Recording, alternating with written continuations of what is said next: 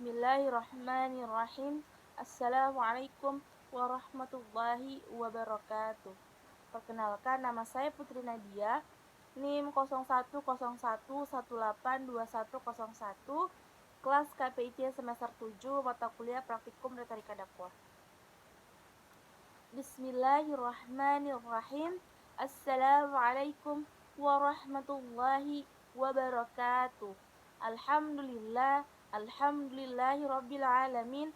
Wassalatu wassalamu ala asrafil anbiya'i wal mursalin wa ala alihi wa sahbihi ajma'in. Amma ba'du. Puji syukur kehadirat Allah Subhanahu wa taala yang telah memberikan kita nikmat iman, Islam, sehingga kita masih dapat diberinya kesempatan untuk berkumpul di tempat yang insya Allah dirahmatinya ini.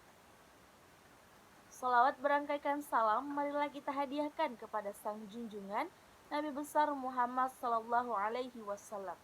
Allahumma sholli wa sallim wa barik alaihi.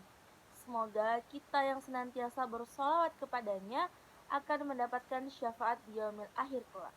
Amin amin ya rabbal alamin. Baiklah, pada kesempatan kali ini saya akan membawakan ceramah mengenai ukhuwah Islamiyah dalam pandangan Islam. Ukhuwah Islamiyah adalah persaudaraan antar sesama pemeluk agama Islam. Nah, konsep ini mengajarkan bahwa setiap muslim merupakan saudara bagi muslim lainnya. Nah, selain itu juga sahabat fillah, kita akan dianggap beriman apabila kita mencintai saudara kita seperti mencintai diri sendiri. Rasulullah Shallallahu Alaihi Wasallam bersabda, tidak beriman seseorang di antara kamu hingga ia mencintai saudaranya seperti ia mencintai dirinya. Hadis riwayat Bukhari dan Muslim dari Anas radhiyallahu anha. Sahabat fillah, kita juga perlu memahami bahwa setiap manusia pasti memiliki haknya masing-masing. Oleh karena itu, sudah sepatutnya juga kita saling memenuhi hak antar manusia, terutama sesama umat muslim, demi menjaga ukhuwah Islamiyah ini. Rasulullah Shallallahu Alaihi Wasallam pernah bersabda, hak seorang muslim terhadap muslim lainnya ada 6, yaitu apabila engkau bertemu dengannya, maka ucapkanlah salam. Apabila dia mengundangmu, maka penuhilah undangannya. Apabila dia meminta nasihat kepadamu, maka nasihatilah dia. Apabila dia bersin, lalu mengucapkan alhamdulillah, maka doakanlah dia dengan mengucapkan yarhamakumullah. Apabila dia sakit, jenguklah dia, dan apabila dia meninggal, maka iringilah jenazahnya. Hadis riwayat Muslim.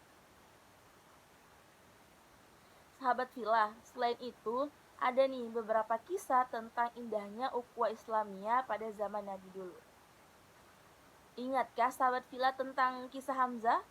Paman Rasulullah Shallallahu Alaihi Wasallam sekaligus sahabatnya yang membela Rasulullah Shallallahu Alaihi Wasallam di depan Abu Lahab setelah sebelumnya Rasulullah diganggu dan diolok-olok olehnya. Hamzah yang tak lama setelah itu kemudian mengumandangkan syahadatnya kepada Allah dan Rasulullah, akhirnya harus wafat dalam membela agama Allah. Beliau wafat di tangan istri Abu Lahab setelah hatinya dimakan oleh wanita kejam itu. Ini salah satu contoh bentuk pengorbanan dari ukhuwah yang terjalin antara Rasulullah, pamannya, dan Allah Subhanahu wa taala. Pengorbanan yang dilakukan oleh Hamzah adalah pengorbanan yang begitu besar akan cintanya kepada agama Allah dan rasa cintanya terhadap berlangsungnya dakwah Rasulullah. Selanjutnya, salah satu bentuk rasa pengorbanan dari ukhuwah yang terjalin saat zaman Rasulullah juga terlihat nih dari kisah penyelamatan Rasulullah saat Bani Quraisy ingin membunuh Rasulullah. Saat itu para sahabat Rasul bersatu padu untuk melindungi Rasulullah dari sergapan dan serbuan Quraisy. Pasti ingat kisah heroik penyelamatan Rasul yang dilakukan oleh Ali bin Abi Thalib. Beliau rela nih berkorban menyerahkan jiwa dan raganya sebagai pengganti raga Rasul di tempat tidur Rasul. Saat itu Rasulullah memang tengah menjadi incaran para kafir Quraisy untuk dibunuh. Namun semua itu tak lepas dari kepercayaan para sahabat akan dinullah ini. bahwa mati syahid adalah pengorbanan tertinggi yang menjadikan surga sebagai jaminan tertinggi yang Allah berikan. Sampai akhirnya kemudian Rasulullah harus bersembunyi di Gua Hira untuk menyelamatkan diri.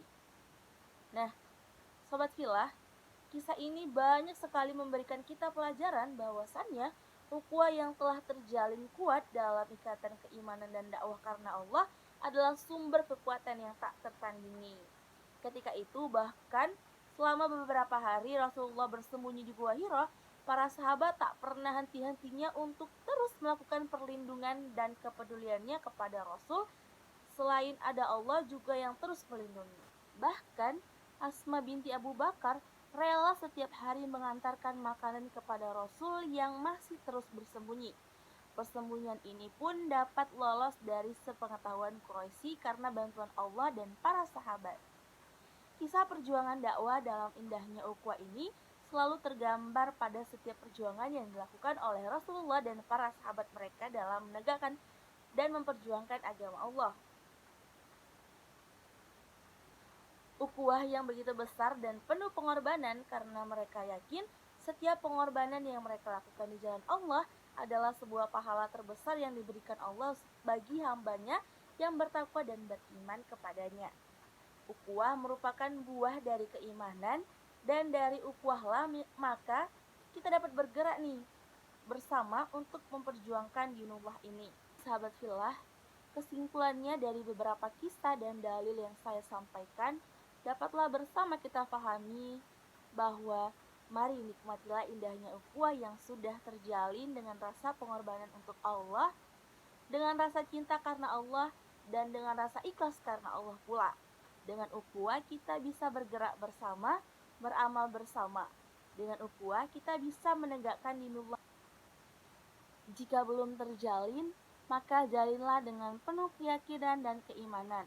Kuatkan dengan ketakwaan dan rasakan dengan keikhlasan. Baiklah sahabat filah, mungkin hanya ini yang dapat saya sampaikan. Lebih dan kurang kepada Allah saya mohon ampun, dan kepada pendengar saya mohon maaf.